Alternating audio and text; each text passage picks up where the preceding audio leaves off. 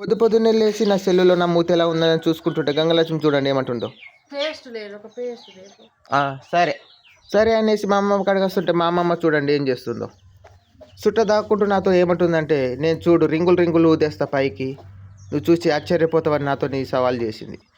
సరే అని నేను అనేసా, ఏం చేస్తా చూద్దాం.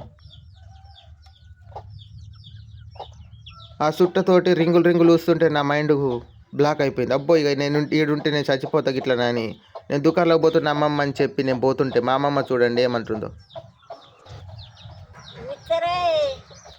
ఏది ఒక్కటి చాలా రెండుదేనా?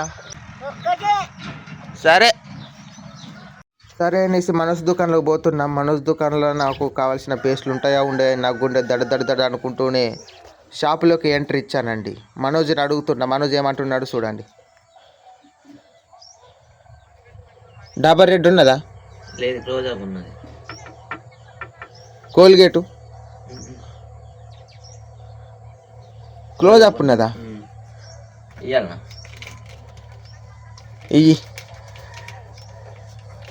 నాకు కావాల్సిన పేస్ట్లు ఏం దొరకలేదు. సరే ఏదో ఒకటి అని తీసుకుంటున్నా.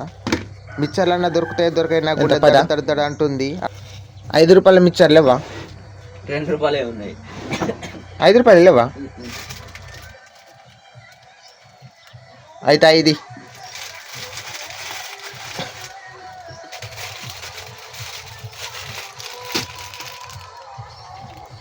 ఇక మిక్చర్లు కూడా దొరకలేదు. 2 రూపాయల మిక్చర్లు తీసుకొని వస్తున్నా. మా అమ్మమ్మకి ఇస్తున్నాను.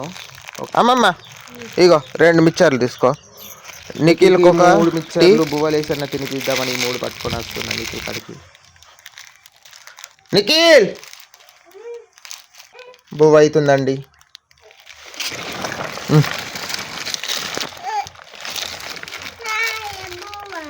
ఓనే ఎక్కడవే అమ్మ?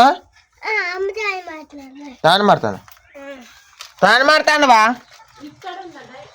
ఇంట్లోనే ఉన్నది అట నీ హెచ్చ నిఖిల్. ఇంకో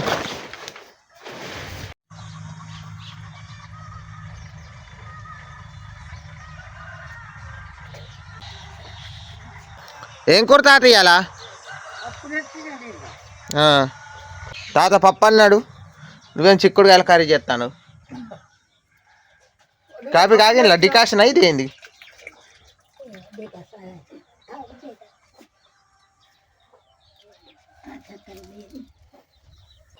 అక్క